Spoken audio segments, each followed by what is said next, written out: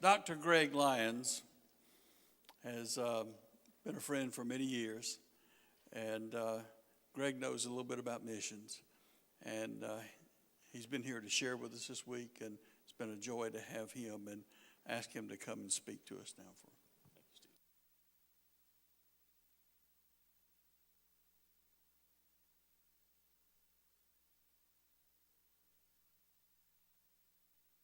Okay, good.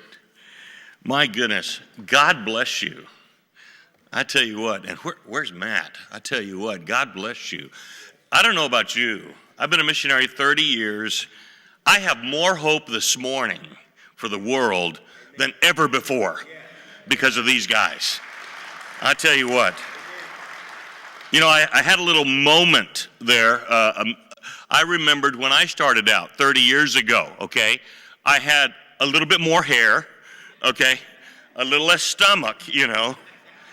I had 2 kids, okay? One was 2, and one was just born, because I thought, you know, that missionaries ought to have big families. That's what I learned, you know. And so we were on the way, ended up with 6. You guys got 2. You got time. Okay. You guys got 1.5. You got time. Where's Aiken? There. You got time, Snowy. You know, you got 2. We need to populate the earth. And where's the other one? And where's the other missionary here? Oh yeah, Cannon. He just 4 months married. Man, it'll last long if you take care of her. You know. What a blessing. What a blessing. I tell you what. God bless these men.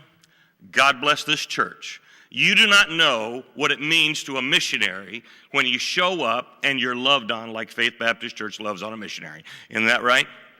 And to know that the church you're at, you don't have to worry if they're going to support you. Have you ever had that? You know, you walk in, you're trying to be nice to the pastor, you know, pastor's wife, you know, find out who's the missions pastor's wife, you know, and then they had all the deacons. You got to be nice to them, the deacons, the staff. You can't tick any of them off, you know, because, you know, any one of those things, you know, is your prayer card the right color? Is your hair right? I don't worry about the hair, but anyway, you know, that kind of stuff. And but to come into a church and have them say, you know what, we're going to partner with you. We love you. We're for you. I tell you what, that does more for a missionary than you can ever imagine. God bless you, Faith Baptist Church. Give yourselves a hand. You deserve that. I have an older brother too. He was here last year. Do you remember my brother, Eddie?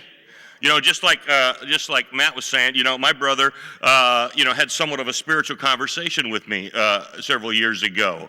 I remember I was 12 years old. Now, my brother pastors a church in Springfield, Missouri, High Street Baptist Church. He was a missionary for 20 years. Then he left the Lord's will, came to the States, and took a church. I said, why would you want to do that, you know?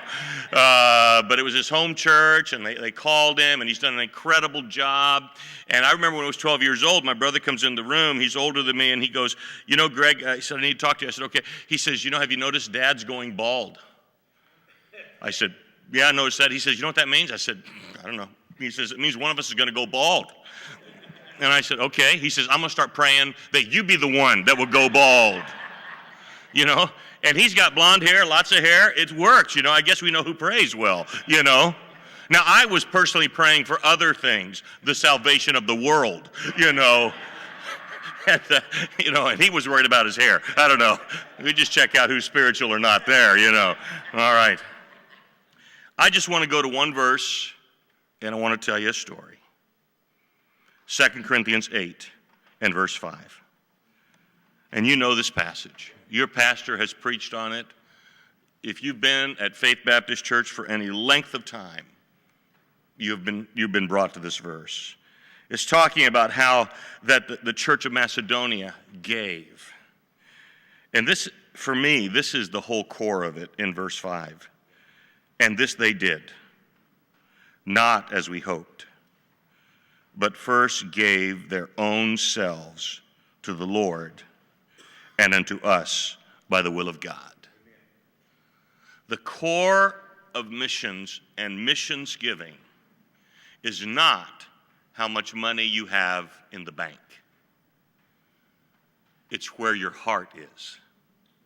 And if you have fully given your heart and your life to the Lord, And I understand that not everybody should be a missionary.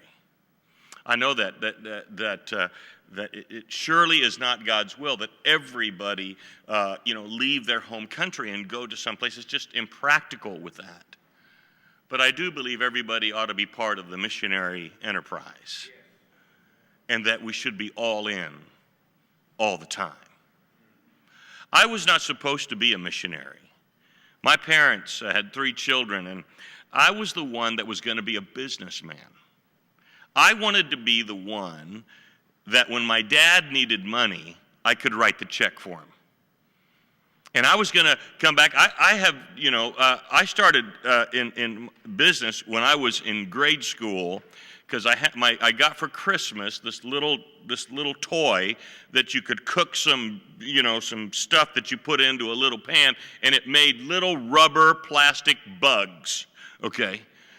And I made them, and I showed them to my sister. I left it on the counter. It scared her. And I thought, oh, my, that's good, And so I made about 30 of them, and I brought them to school, and I put them on the table in front of a girl in 3rd grade, and scared her, and all the boys were impressed. And then I sold every boy in the class a bug, and I made some money, And I was gonna do that, man. And I figured that I could do that. And I remember when I went to Bible college, but I didn't go to Bible college to study the Bible.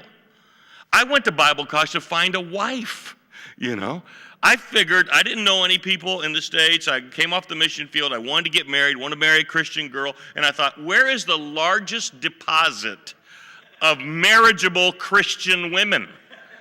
Bible college. So I went to Bible college. I'm in line. I'm checking out the girls' line. I'm like, well, there's some options over there, And I get up there and they ask me, what course do you want? I hadn't thought about that. I said, what do you got? They go, pastor. I said, nah, Missionary, no. Music. And I said, girls like musicians. Sign me up for the music course. And it's a true story. Matt don't believe that. But I signed up for the music course, I didn't realize that the girls thought about the guys in the music course, loser, But I was there, and I was cool.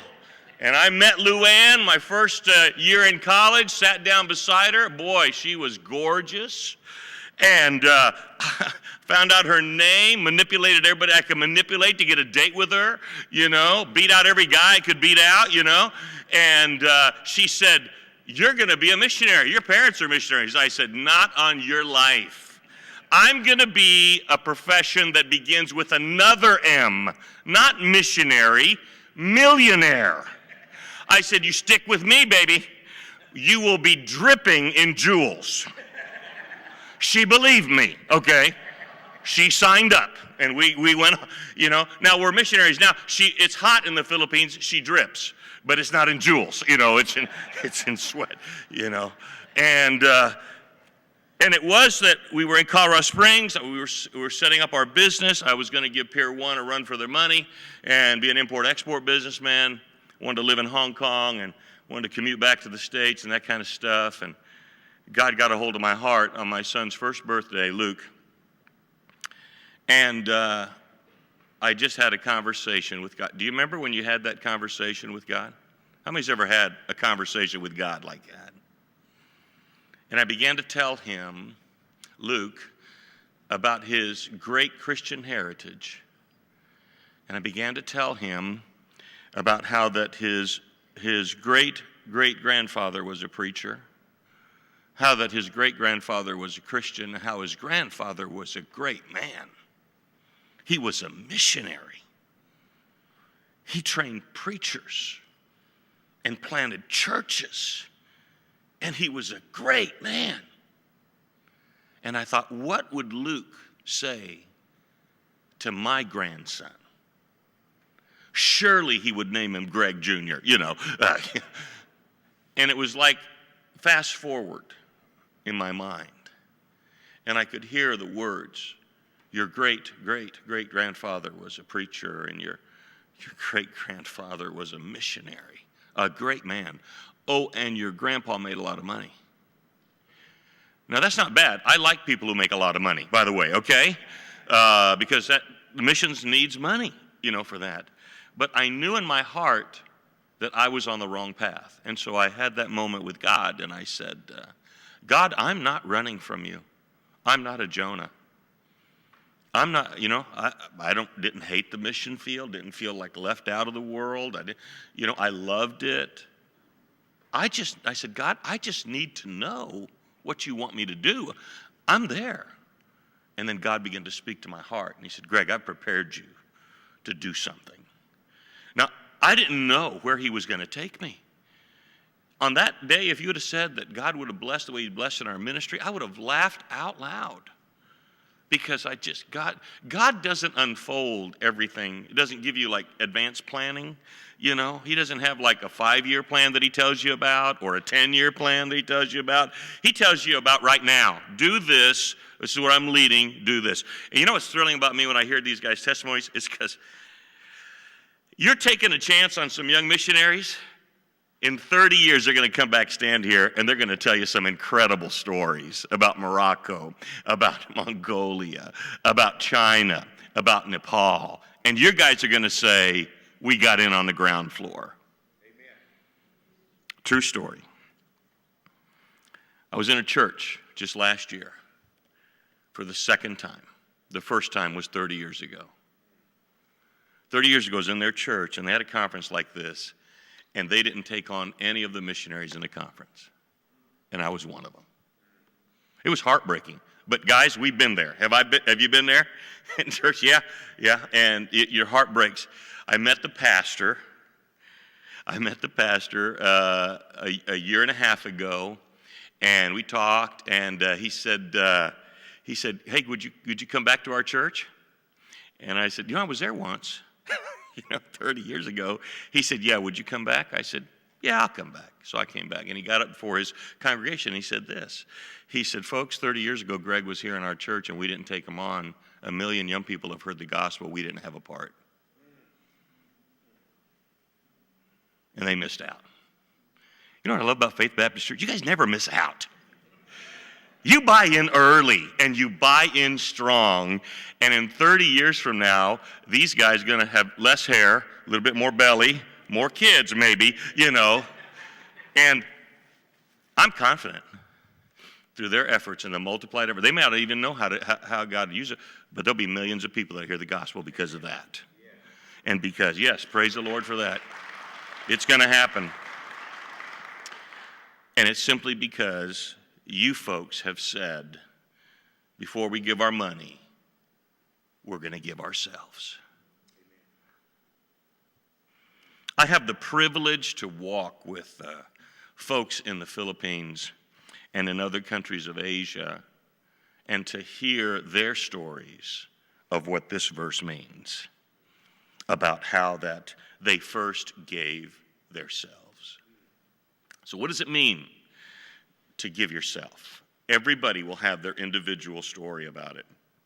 And I don't know your story, but if you don't have a story, if you just happen to come in because you heard it was a good breakfast and then you found out it was like mission Saturday morning, you driving by, you smelled it, you came in, and boom, here you are. And Brother Mick's going to give you a form to fill out whether you remember or not. You want him to give, isn't that right? Yeah, we're going to do that. And so if you don't have that story, please get one. Please get one. Please today have a moment with God and say, God, I don't know all the details of this 2 Corinthians 8:5 deal.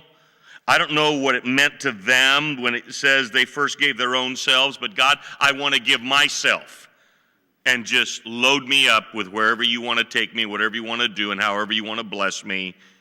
And you will get on a ride with God that will be life-changing.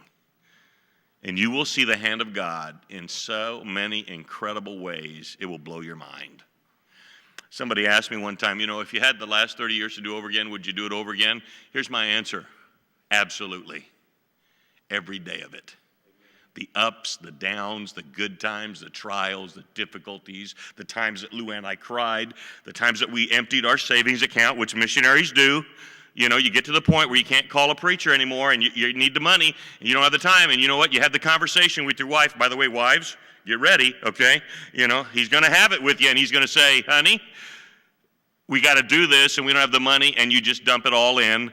Just like I said the other night, and you know what? Every time you empty your barrel, God will fill it back up again. You'll be able to do it again another time. And because you've had that conversation with God, because you understand that it's not about the money, it's about my life. It's all in. I gave yourself. I want to tell you the story about a girl named Larissa. Told it to some men the other day at lunch. I want to tell it to the rest of you. Larissa came to camp a few years ago because the church that Pastor Arnell Cruz leads reached out to a high school and invited a bunch of high school kids to come to camp. And so Larissa, not knowing the Lord, just heard that the camp was fun, decided to jump on the bus and go. We didn't know anything about Larissa, but Larissa had a disease. Larissa had been already diagnosed with systemic lupus. And if some of you know about that disease, it's a debilitating disease. It can kill you. You live with pain every day of your life. And she went to camp anyway, and she heard the gospel, and she got saved at camp. She went home. She did not find Pastor Arnell's church. She found another church, you know. And that's okay, because it's all in the kingdom, by the way. You know, we say that the best ministry is the ministry you give away to somebody else that you never benefit from. You just give it away. And you find out later what happened. And that's what happened with Larissa. She finished high school.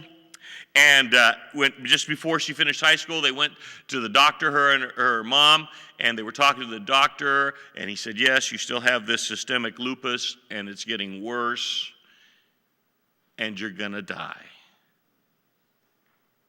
She was just a teenager. Her mom's not saved. She tells her mom this. She says, well, Mom, if I'm going to die, and if I've just got a few months, I'd like to give my life to God. And so I'm going to volunteer and serve at camp. And if I die any place, I'd like to die at camp. Wow.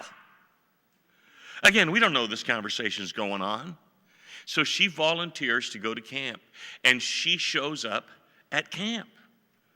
Now, I have to apologize. We don't ask a lot of questions if you show up to volunteer at camp.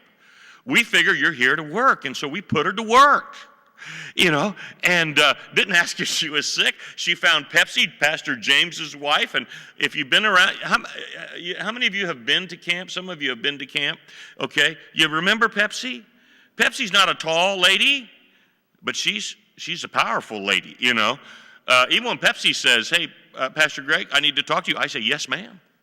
You know, I know Pastor James says yes, ma'am, a lot, you know. Pepsi put her to work.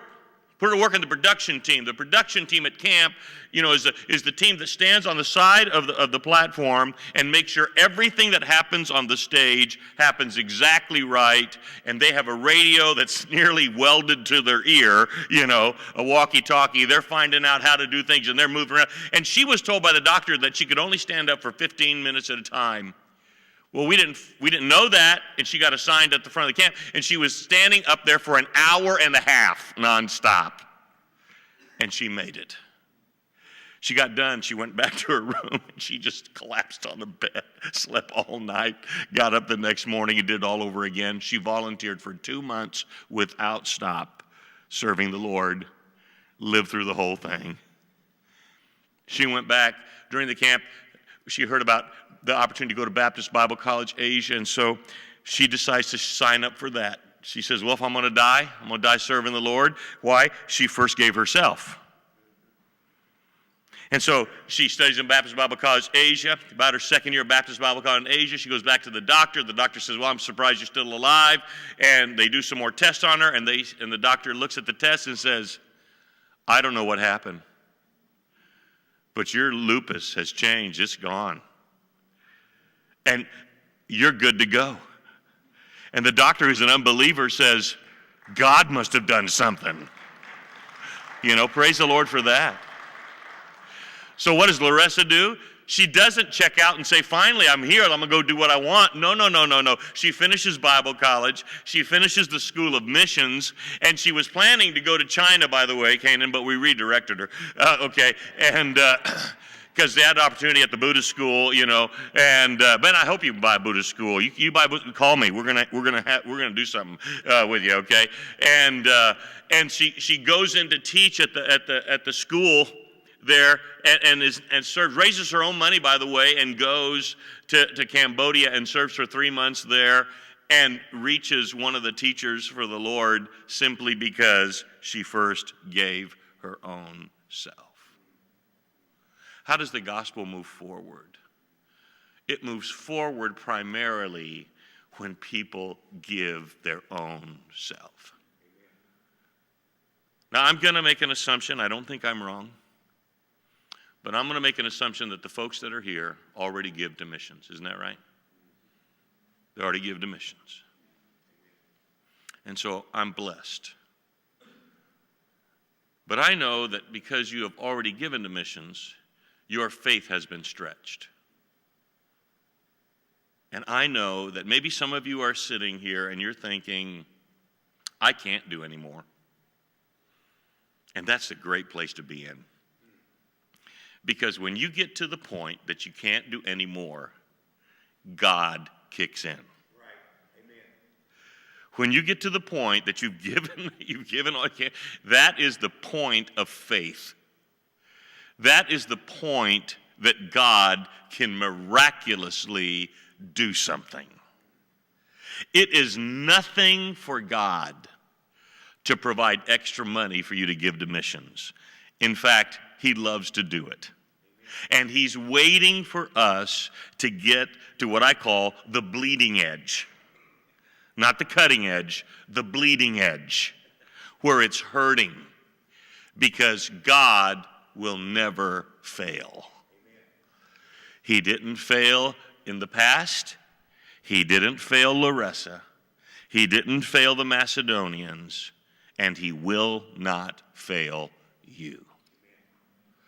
Every time without fail that I have stepped up my missions, and every year I've stepped up my missions. In fact, my wife and I separated our missions commitment several years ago, where she makes her own commitment and I make a commitment, and we both get nervous when we do it, okay? But I have seen God flood us with blessings. Because the verse is true, that God is able to make you abound in everything, in faith and utterance and knowledge and in all diligence and in your love to us, that ye may abound in this grace also. So as you pray about your commitment, check your heart first. Are you all in? It's not just a missions program. It is a life that you give to God. I'm still looking for the missionary that's going to come and replace me. Luke was a member of this church, my son, when he decided to become a missionary. And how many of you remember Luke? Some of you remember Luke? Luke, he's my oldest son, doing a great job. I would come and visit him here in Raleigh. And by the way, when he came here to Raleigh, he said, Dad, do you have any suggestions for a church? I said, yeah, I got a suggestion, Faith Baptist Church. He says, why? I says, they're a missions church. You go there. And he did, and he fell in love with this church. And I would come by to see him when he was living here, and he was in real estate, and I would show up at his apartment with Kelly, and Luke would sit down, and he was going to be the businessman. He was supposed to write me the check, and then he becomes a missionary. Dude, what's going on with that? Anyway, so maybe Jake is the one going to do that. We're going to get Jake, there. And so Luke, I would come to his apartment, and he would say, hey, Dad, you got a video about camp? And I say, yeah, and I'd pop that DVD in there. We'd watch that video. We would watch it 8 times in a row, and he would be crying, and I would be crying. And I thought, God's calling this man. And he came. Well, you've already sent some. We need some more. We need some more. You need to send somebody to work with Bradley in Mongolia. How cool is that? To go. You ever had Mongolian barbecue? I don't know. Is that like a Mongolian meal? Dude, you got to start a Mongolian barbecue restaurant there. You get more people show up. Okay, Go to Morocco. I pray that God will raise somebody up and go with these guys and do something. Let's just let God do something miraculous here at Faith Baptist Church. This is $1 million year. This is the $1 million year. When I came years ago, somebody said from the pulpit, I think it was you, Mick, or if not you, it was Matt, or maybe both of you said, Faith Baptist Church is going to give $1 million to missions. I think you can do it in this year. God bless you.